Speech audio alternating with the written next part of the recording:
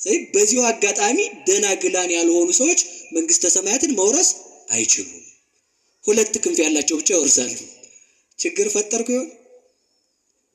እስኪ በሉ ሁላችሁም ድንግል ያልሆነ ሰው በሉ፣ በደንብ በሉ እንጂ መንግስተ ሰማያት አይገባም። በቃ ይሄ 4 ነጥብ የተዘጋ ነው ማለት ነው። ድንግል ያልሆነ ሰው መንግስተ ሰማያትን አይወርስም።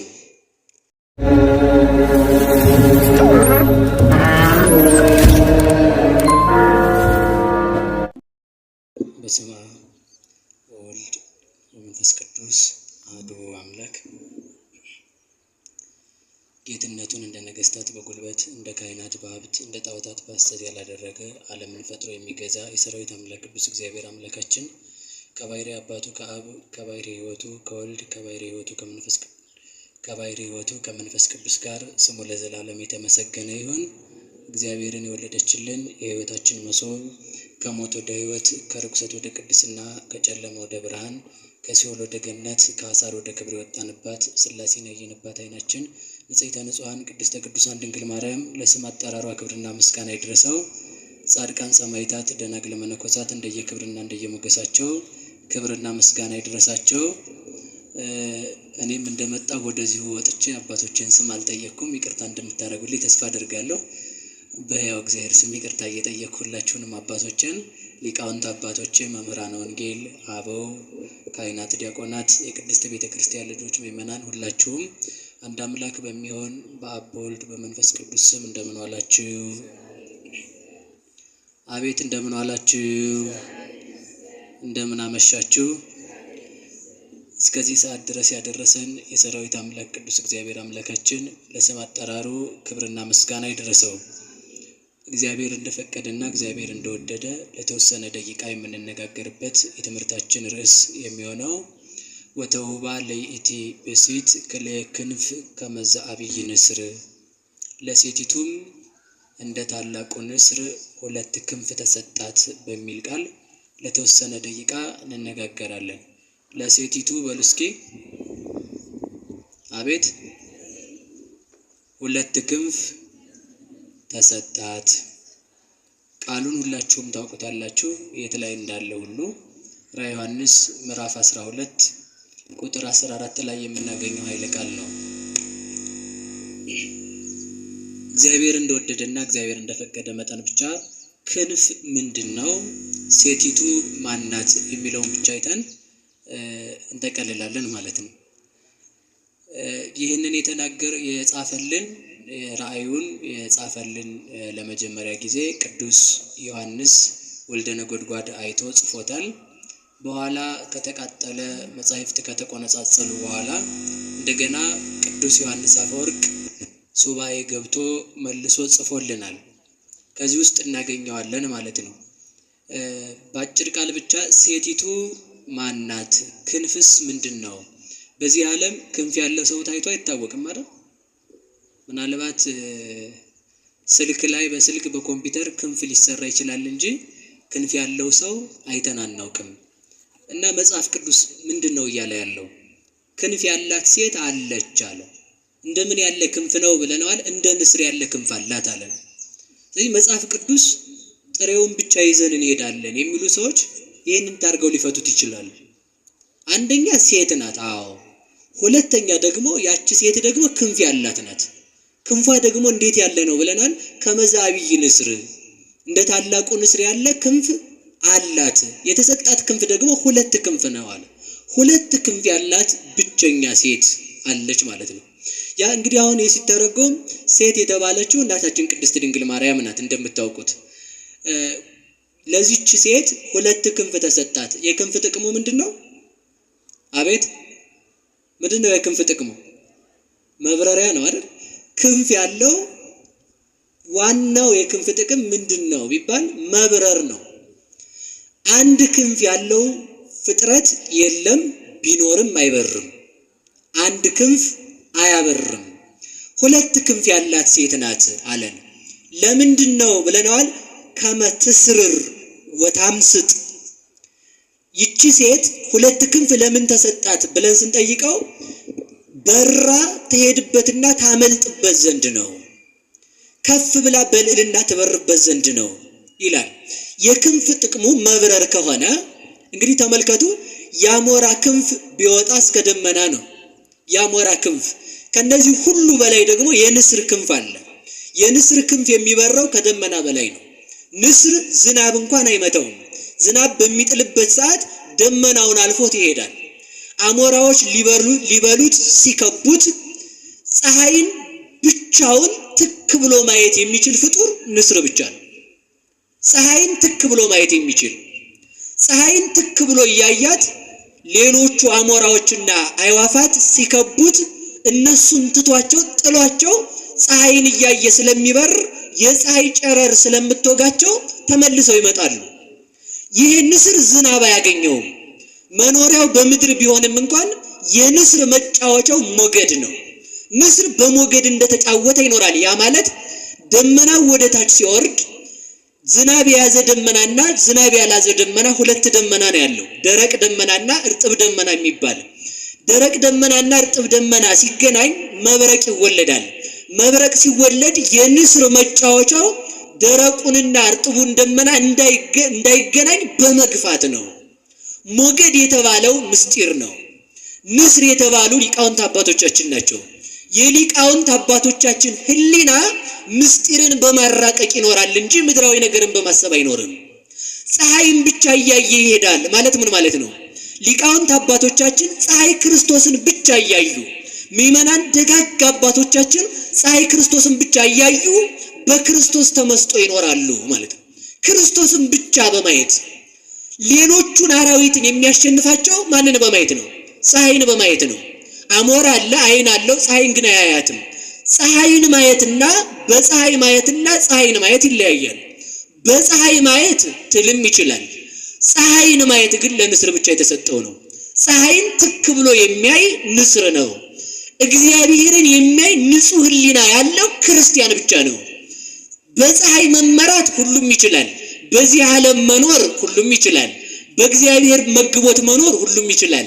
እግዚአብሔር ፈጣሪ እንደሆነ ፈጣሪ አንድ ኃይል አለ ብሎ ማወቅ ሁሉም ይችላል። እግዚአብሔርን ትክ ብሎ ለማየት የሚያስችል ግን የልጅነት አይን ብቻ ነው። ያንን የሰጠን መድኃኔዓለም የተመሰገነ ይሁን።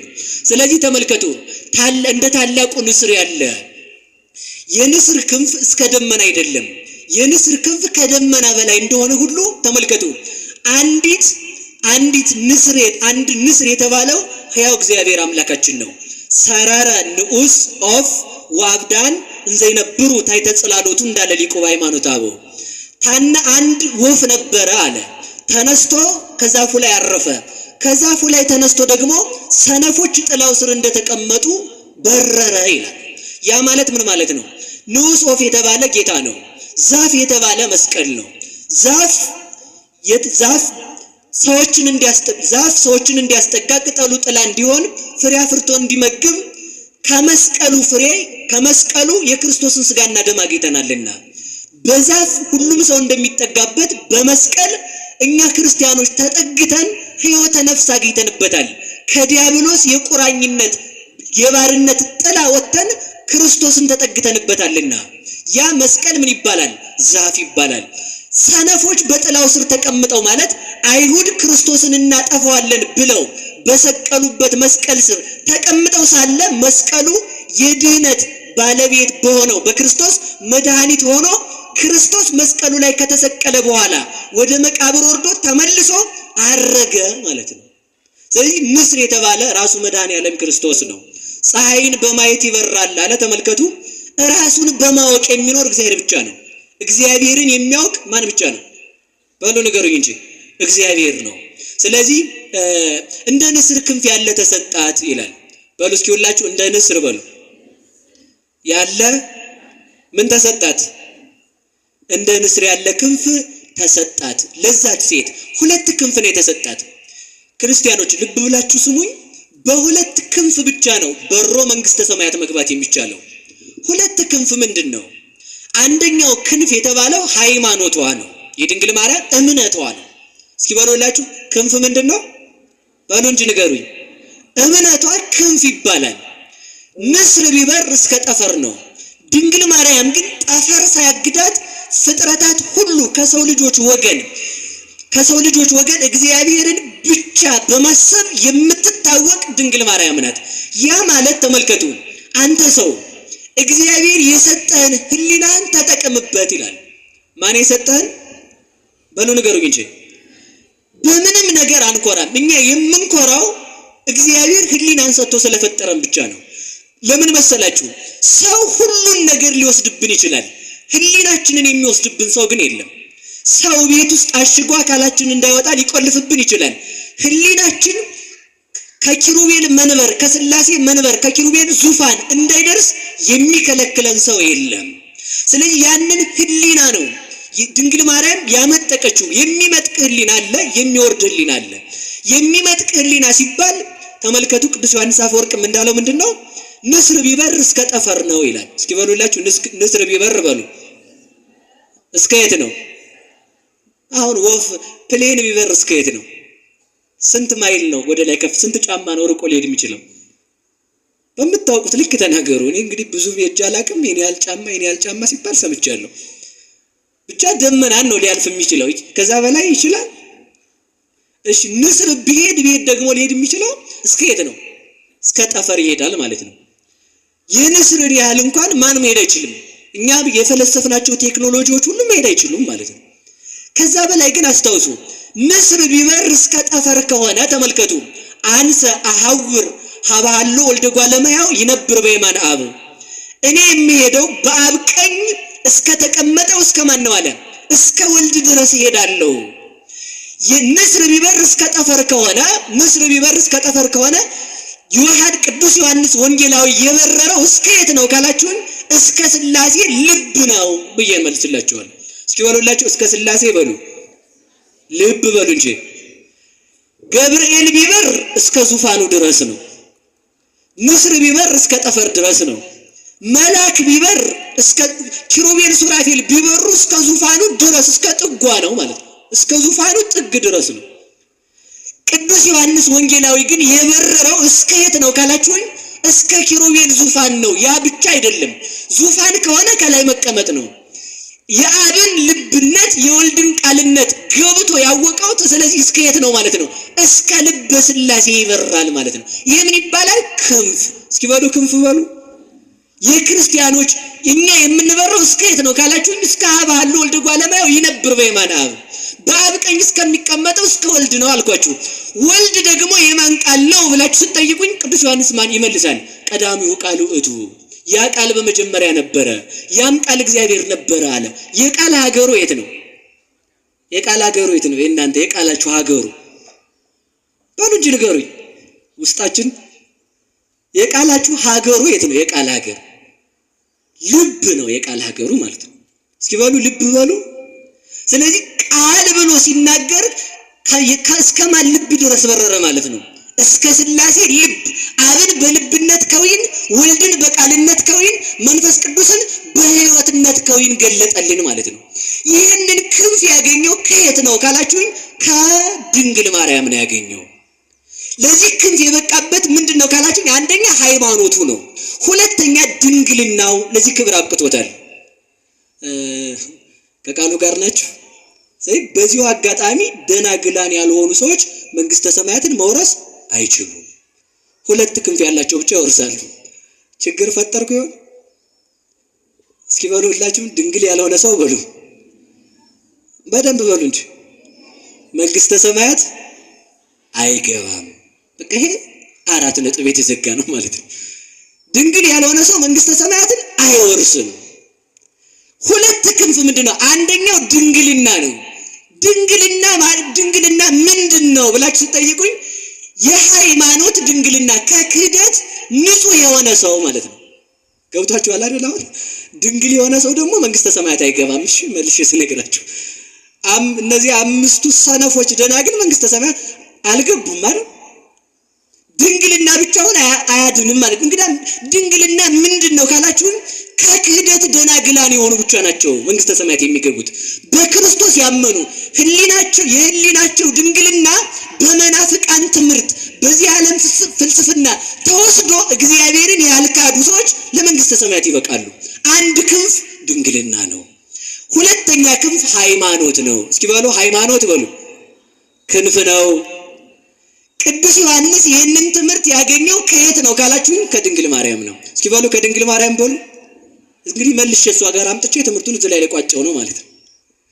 ሁለት ክንፍ የድንግል ማርያም አንዱ ክንፏ ሃይማኖት ብያችኋለሁ። እስኪ በሉ ሃይማኖት ማለት ደግሞ ማመን ነው። እስኪ በሉ ማመን በሉ።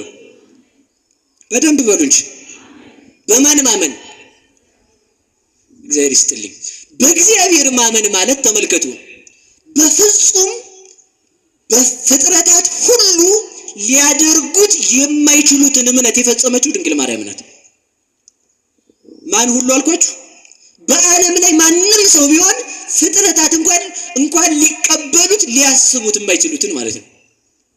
እንዲሁ አሁን እኮ በየት ሀገር ነው? አሁን በየትኛው ሀገር ነው ተወልጃለሽ ስትባል ያለ ወንድ መውለዷን ያመነች ሴት ታመጣላችሁ?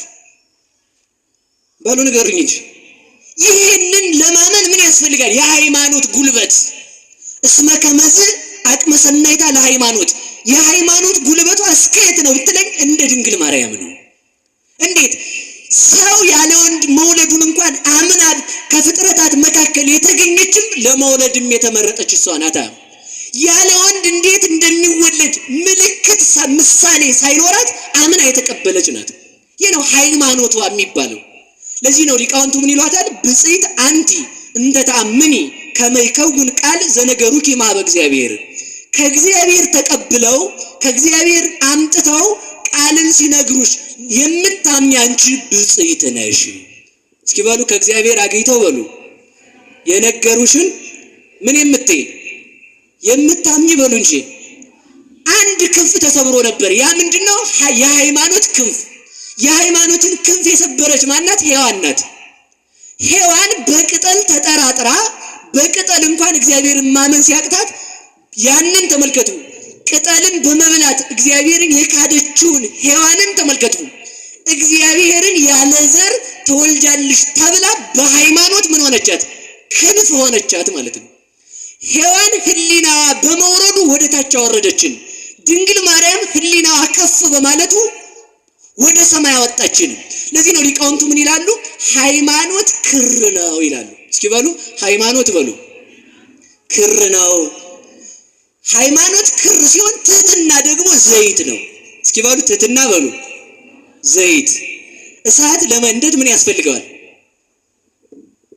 ንገሩኝ እንጂ ምን ያስፈልገዋል? እሳት ለመንደድ ምን ያስፈልገዋል? ዘይት። ነገሩ እናንተ ስቶቭ እየለኮሳችሁ የምትኖሩ ሰዎች በምን አውቃችሁ ነው? ስቶቭ ነው የምትለኩሱት አይደል? ምንም ችግር የለውም እኮ እናንተ ጋር ማለት ነው። ተመልከቱ፣ ልንገራችሁ። አንድ ሻማ አንድ ዘይት አንድ ክር ለመንደዱ ወይም አንድ ፈትል ምን ይደረጋል መሰላችሁ? ፈትል ይፈትላሉ። ጥጡን እናቶቻችን ድሮ አይበለውና የዛሬዎቹን አይወክልም። ይፈትሉና ዘይት ውስጥ ያደርጉታል። ከዛ ፈትሉ ስላለ መንደድ ይችላል?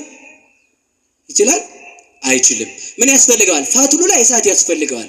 እሳቱ ስላለ ደግሞ ፈትል ከሌለ ንገሩኝ እንጂ ፈትል ስላለ ደግሞ ዘይት ከሌለ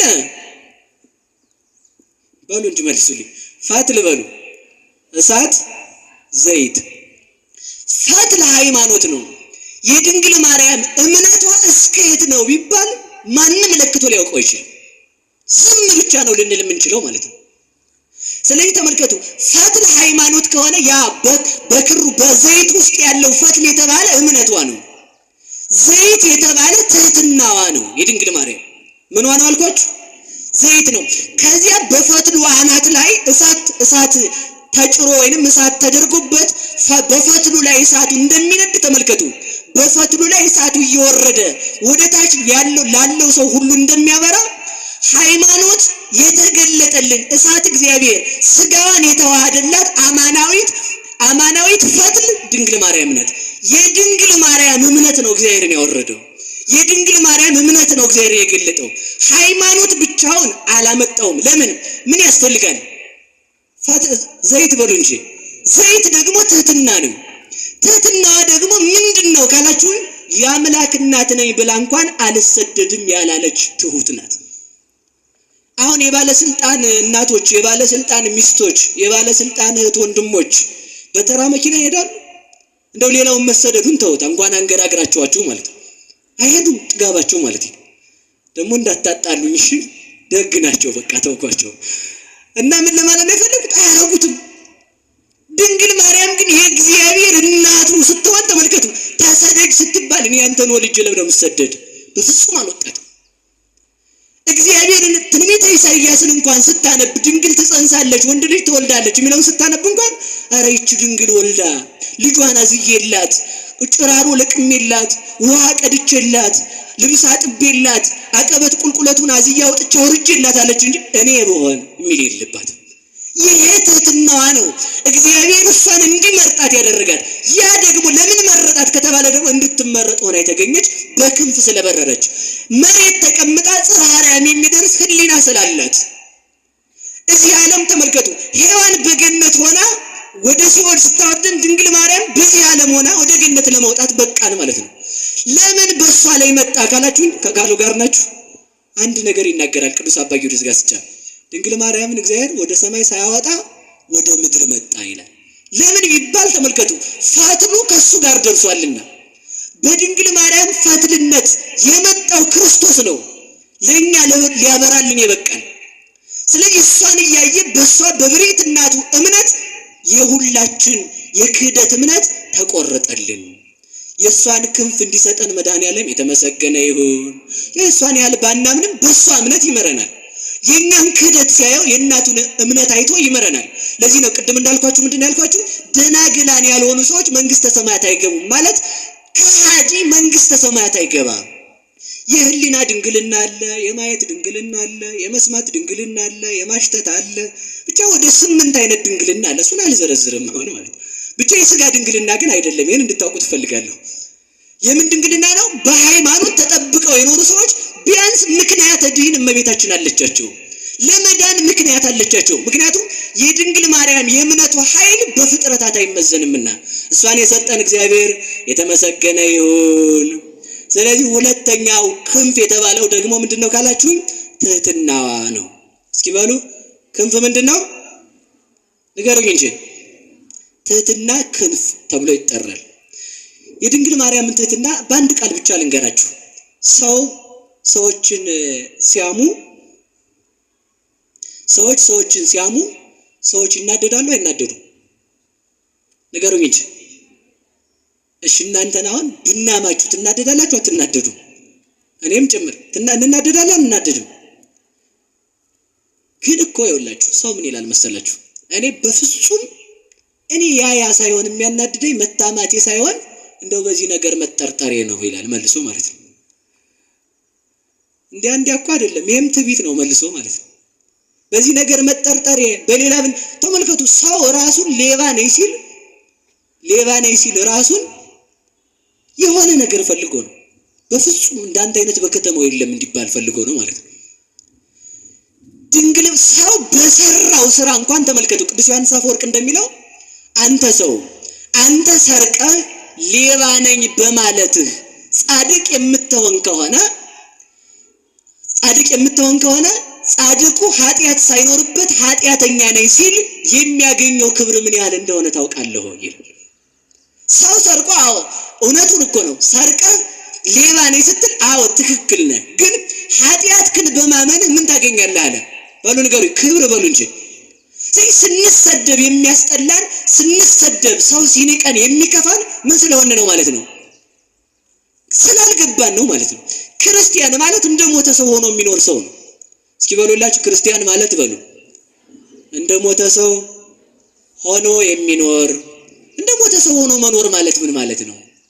አንድ ብቻችን ልንገራችሁ። አንድ አባት አሉና ሊመነኩስ መጣ። አንድ ተማሪና ሊመነኩስ መጥቶ አባ እንደምን ዋሉ? እግዚአብሔር ይመስገን። ልመነኩስ ነው የመጣሁት። እሺ ሂድና ሙታንን ስትሰድባቸው ውለህና አሉት።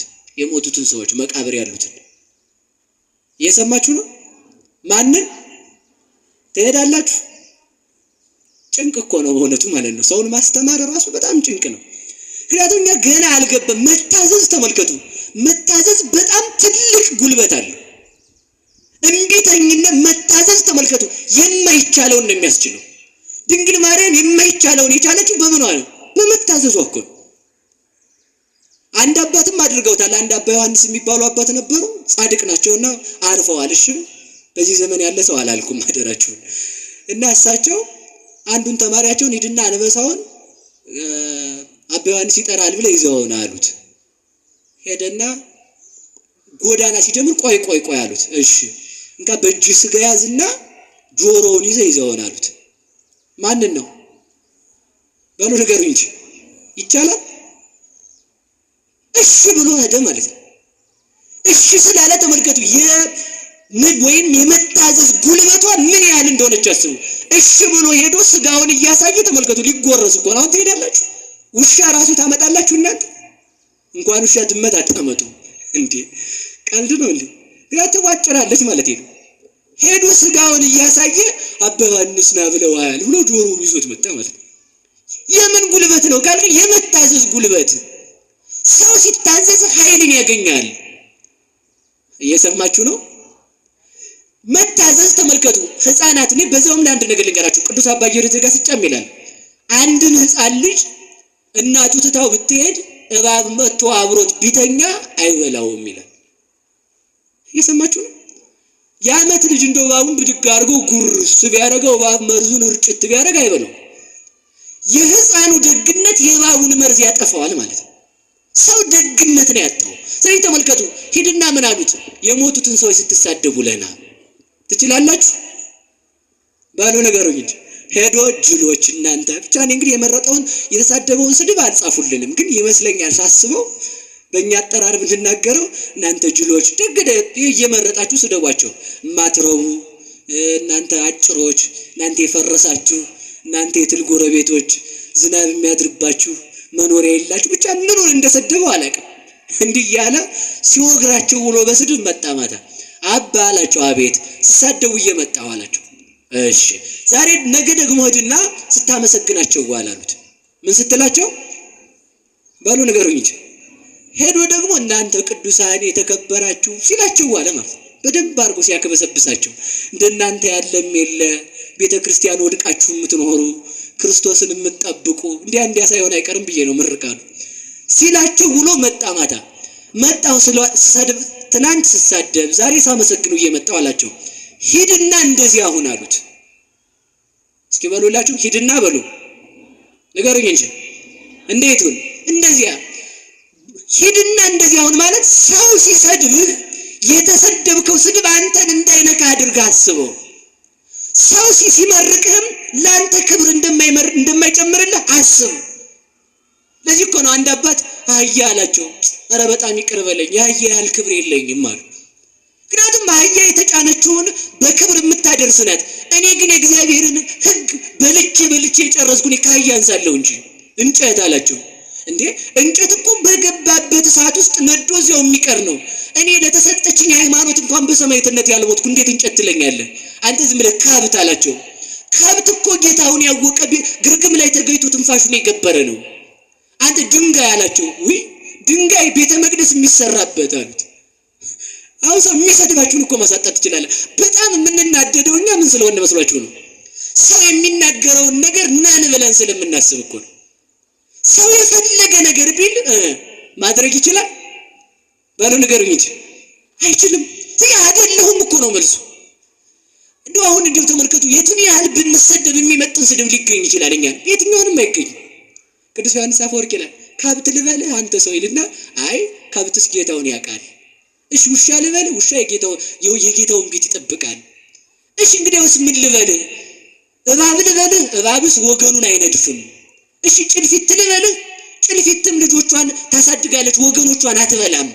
እንግዲያውስ ምን ብዬ ልጥራህ አንተን ይልና ተመልከቱ ሰይጣን ልበልህ ይላል። ተመልከቱ አዛኝን ምሬን ነው ሰይጣን ልበልህ ይልና አይ ሰይጣንም በሰይጣን ላይ አይጨክንም።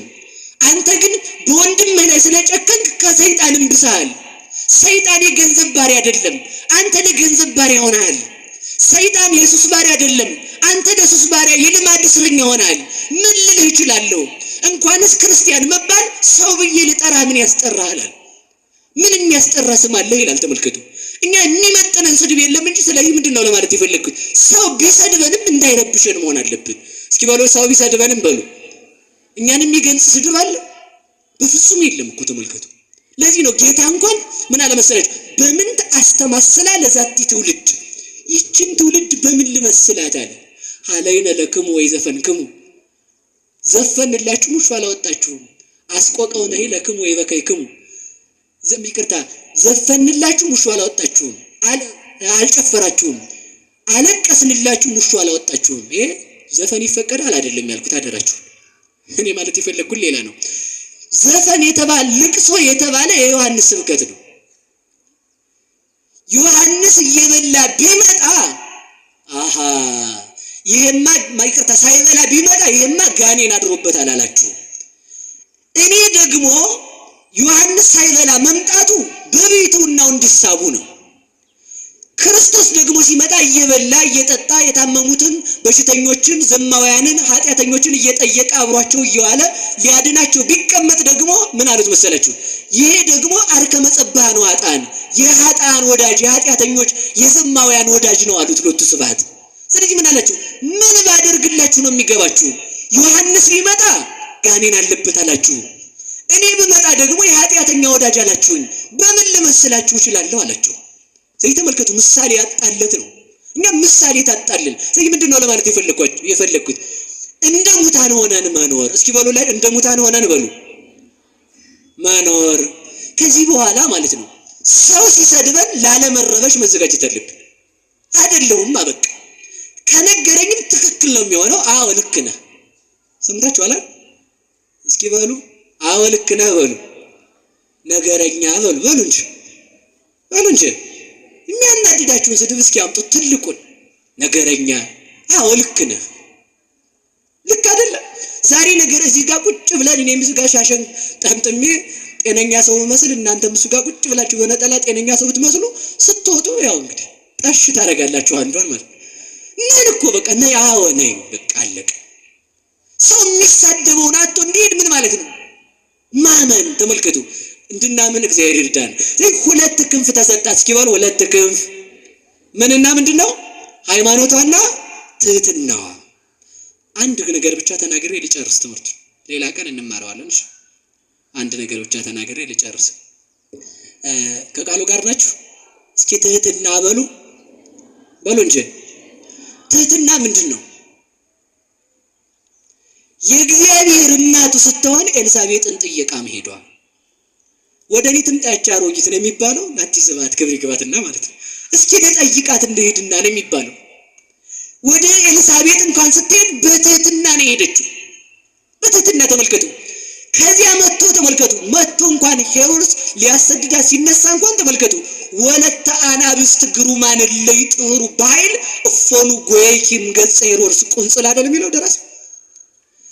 የዳዊት የሰሎሞን የታላላቆቹ ነገስታት ልጅ ስትሆኚ እንዴት አንቺ ከቀበሮ ፊት ሸሸሽ እንዴ?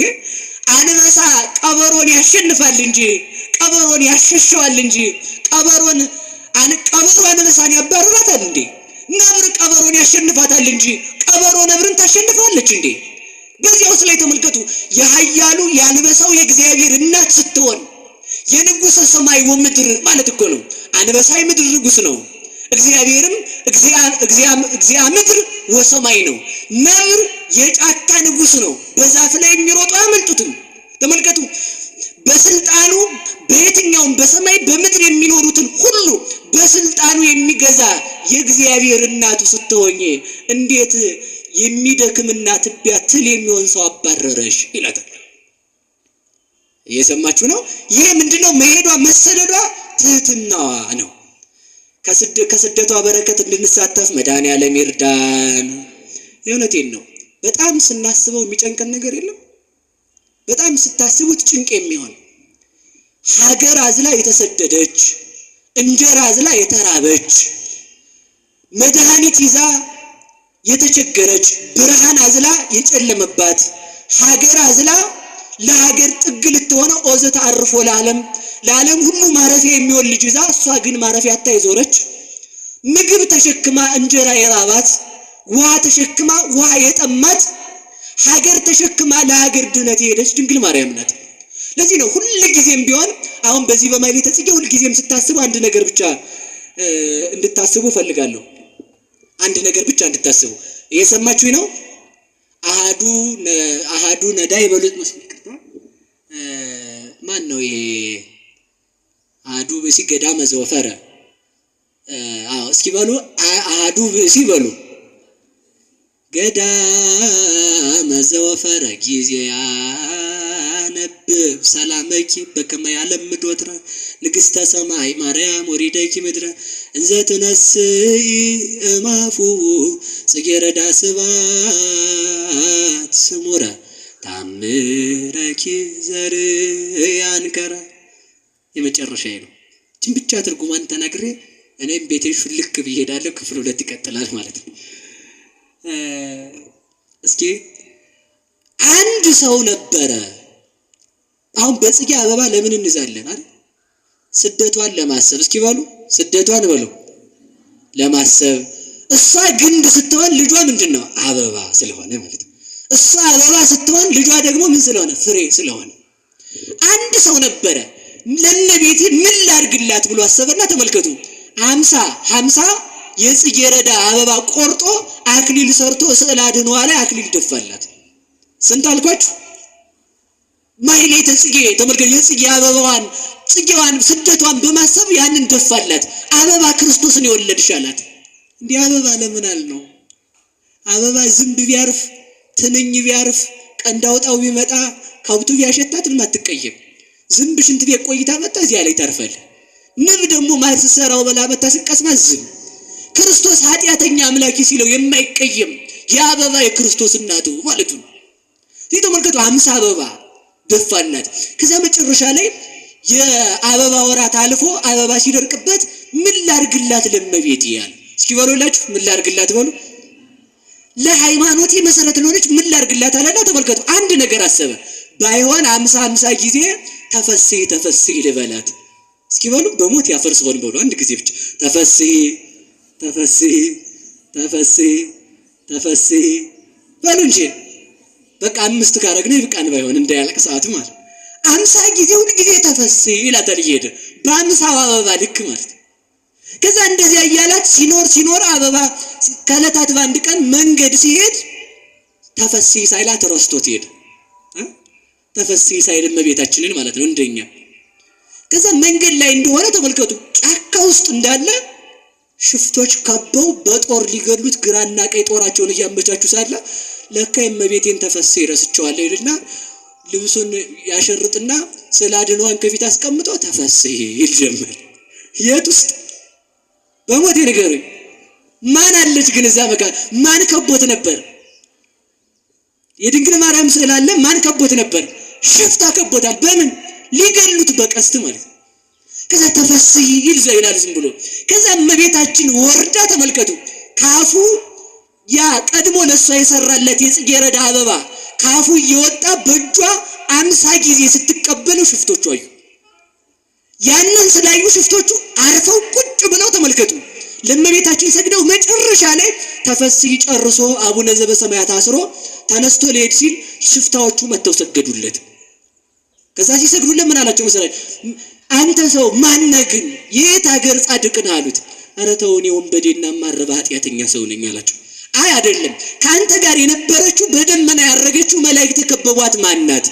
50 አበባ ካፍ እየወጣት ስትሰጣት አይተናል፣ ለኛም ስጠን አሉት። መተው ማለት ነው። ሲሉት ምን አላቸው መሰላችሁ? አይ እንግዲያውስ ምን እያረክ ነበር ካላችሁኝ እኔ እያልኩ የነበረው ተፈስሒ ነው። እስኪ በሉ ተፈስሒ በሉ። ይህንን ምስጋና ለመስማት መላእክት ከሰማይ ይወርዳሉ። ይህን ምስጋና ለመስማት 12ቱ ነገደ መላእክት ሲወርዱ ወደ ቅዱስ ዮሐንስ አፈወርቅ ቤት ሲሄዱ ወደ ቅዱስ ዮሐንስ አፈወርቅ ቤት ሲሄዱ አባ ማርዳሊ የሚባል አባት አግኝቷቸዋል። የት ትሄዳላችሁ አላቸው። ተፈስሒ ሲተረጎም ልንሰማ እመቤታችን ትተርጉምልን። እሺ ስለዚህ ተመልከቱ የመጨረሻው ምንድነው ልላችሁ የፈለኩት? ከዚያ ተመልከቱ ያንን ሰውዬ ሊገድሉት የመጡት ሽፍታዎች ሰገዱለት። አራዊት ከጫካ ወጥተው ሰገዱለት። ከዚያም በኋላ ምን አሉት? እባክህ በአንተ ሃይማኖት እንድናምን እርዳን አሉት። ከዚያም በኋላ አምነው ጦራቸውን ትተው ወደ ምንኩስናቸው ሄዱ ይላል። የድንግል ማርያም ታምር እንዲህ ያደርጋል። ለዚህ ነው ዛሬ አበባ ይዘን ጽጌን የምናከብረው። የጽጌ ማህሌት ብለው ሊቃውንቱ በማህሌቱ የጽጌ ረዳ አበባ የሚይዙት ለጌጥ አይደለም። መልኩ ሲያበቃ ዚቁ ይተካል። አዳም ከተፈጠረ በኋላ ሔዋን ተፈጥራለችና፣ ድንግል ማርያም ከመጣች በኋላ ክርስቶስ ተገኝቷልና መልክ የአዳም ምሳሌ ነው፣ ዚቅ የሔዋን ምሳሌ ስለሆነ ማለት ነው። ስለዚህ ሁለት ክንፍ ተሰጣት በሉ እስኪ በሉ በሞት የሁለት ክንፍ በሉ ተሰጣት። ስንት ክንፍ? ስለዚህ ተመልከቱ፣ በዚህ በሁለት ክንፏ በሃይማኖቷ የኛ ክህደታችን ሲያስቸግር የድንግል ማርያምን ሃይማኖት እምነት አይቶ ይምረናል። የኛ ምግባራችን ጎደሎ ሲሆን በድንግል ማርያም ምግባር ይምረናል። የኛ ድንግልናችን ሰባራ ሲሆን የድንግል ማርያም ድንግልና ጥላ ይሆነናል። የኛ ተመልከቱ አዘዋሪነታችን ከእግዚአብሔር ቤት ሲለየን የድንግል ማርያም በቤተ መቅደስ ጸንታ መኖሯ ተስፋ ይሆነናል። ተሰዳ ስደታችንን የመለሰችልን ከዘንዶ ያመለጠችበት ማለት ዲያብሎስ ሳይገዛት ከእግዚአብሔር ጋር ተዋህዳ በሐሳብ የኖረችው ድንግል ማርያም በሃይማኖትና በትህትና ነው። የሷ ልጆች ያደረገን እግዚአብሔር ይመስገን። ወስብሐት ለእግዚአብሔር። ይቆየን።